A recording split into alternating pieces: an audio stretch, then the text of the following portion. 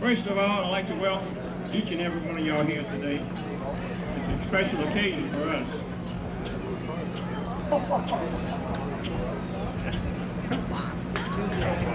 It's an occasion for us to appreciate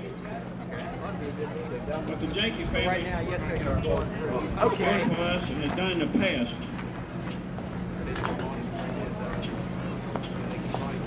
Two Civil War cannons donated to Mr. and Mrs. Herbert Yankee family. On behalf of his grandfather, Fritz Yankee, purchased the shipyard and land here in Madisonville in about 1890. From there, went to Mr. Herbert Yankee's father, Mr. Walter Yankee. Names are in the plaque here on the cement. Mr. Herbert Yankee, his wife Carol, donated these cannons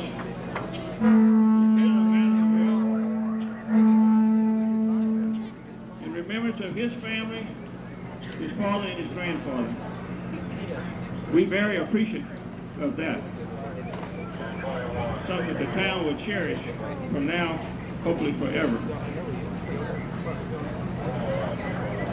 Go back to the Yankee family.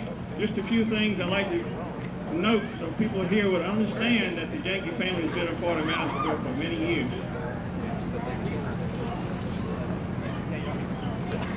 Other than donating the two Civil War cannons to Madisonville, you might note our beautiful ballpark. The land was donated from the Yankee family, the Civic Club, which is a part of Madisonville, now the Youth Boosters, and that's the land that we enjoy with our ballparks on it. The Yankees donated that land to the town. Other than giving many jobs, turn of the century up to just a few years ago, many jobs to many people. In fact, all the old families that live in Madisonville this one time worked for the Yankees.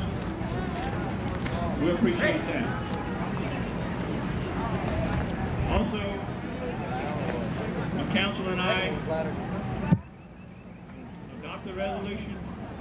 Keep them looking as they're presented to us now. Mr. Yankee and his family went to a lot of work and a lot of expense to get those cannons here to Madisonville, and we all are very appreciative of that.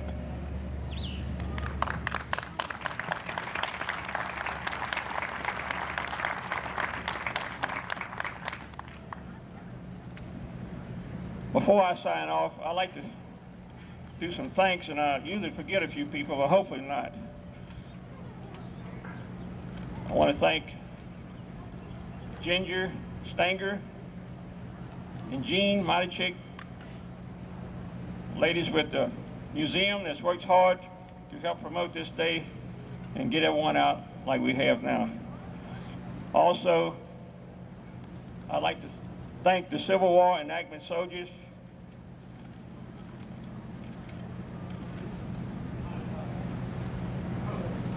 the 5th Company, the Washington Artillery, Major Chris Becker. Major Chris, would you raise your hand? Oh.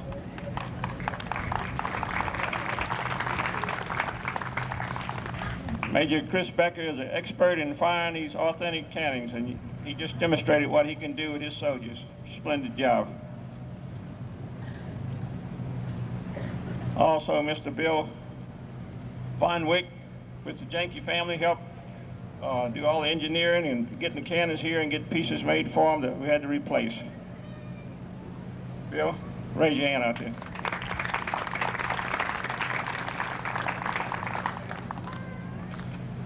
Well, thank everybody else that participated, helping us do this today, and all the ladies that's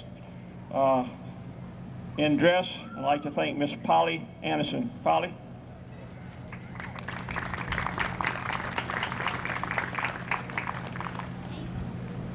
As of now, I'd like to turn the mic over to Mr. Herbert Yankee, person responsible for the cannons, and he's going to tell you a little bit about the history of the cannons. Thank you.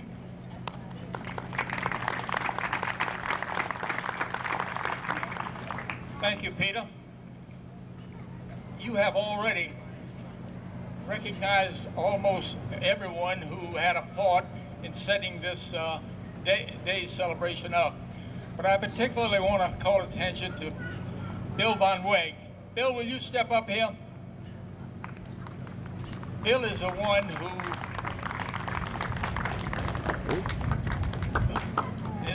who conditioned the cannons to the decorations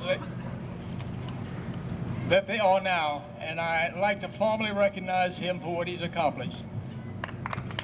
Thank you very much. It's been a pleasure.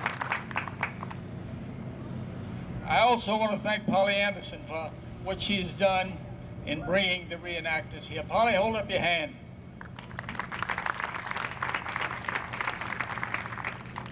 And Jean Monachek behind us. She handled the details of getting everybody here.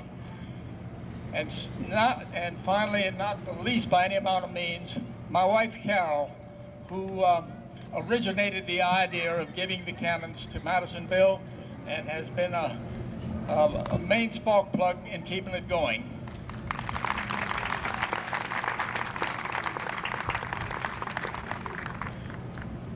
I'd like to also mention that the gift is from the family, and I don't want to forget my son, Herb Yankee Jr. over here, who takes part with me.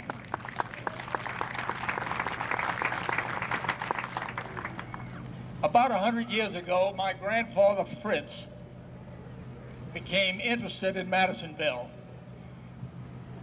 He had come to New Orleans about 1870 and plied his trade as a mason. He is reputed to have pulled New Orleans out of the mud in many areas.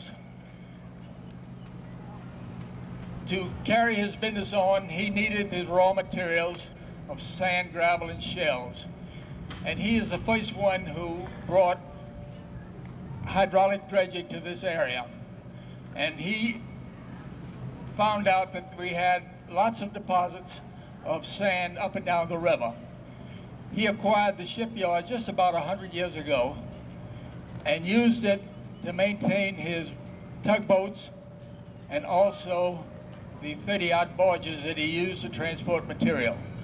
You have to realize that prior to him, material was brought to New Orleans by schooners. It was loaded by wheelbarrows, and it was a slow, expensive process.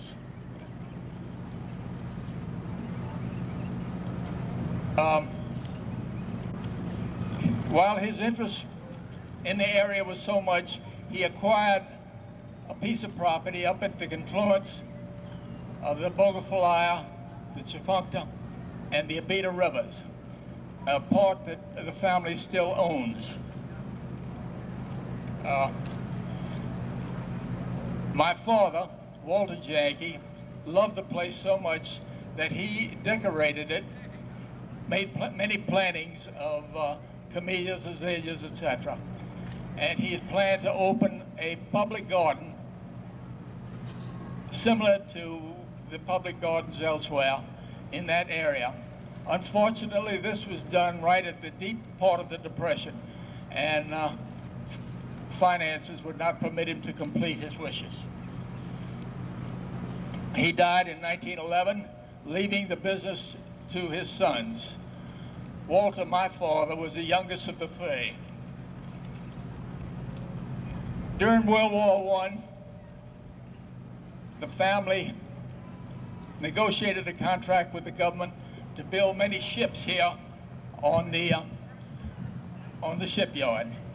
There were 12 3,500-ton wooden ships and 12 5,000-ton steel ships. There were about 2,000 persons employed at that time here in Madisonville. It's of interest to know that partly to house these people, on this area where you're now standing, a barracks was built. It was U-shaped, 2 stories, and housed many of the workers while the construction was going on. I can recall many trips that were made across the lake at that time on the ships that were supplying the men and the materials for the construction. These cannons were, after the Civil War, was located in New Orleans at the old Spanish fort, the mouth of the Bayou St. John. When the fort was closed, my dad acquired them and passed them on down to this generation. It's of interest that each barrel weighs about 1,500 pounds. They are known as 24-pounders, and at a maximum elevation of 5 degrees will shoot as far as almost a mile. One of them, this one, was a garrison gun that was stationed in fortifications and on ships. The other one, on wheels, went to the various battlegrounds and was used in fighting the war.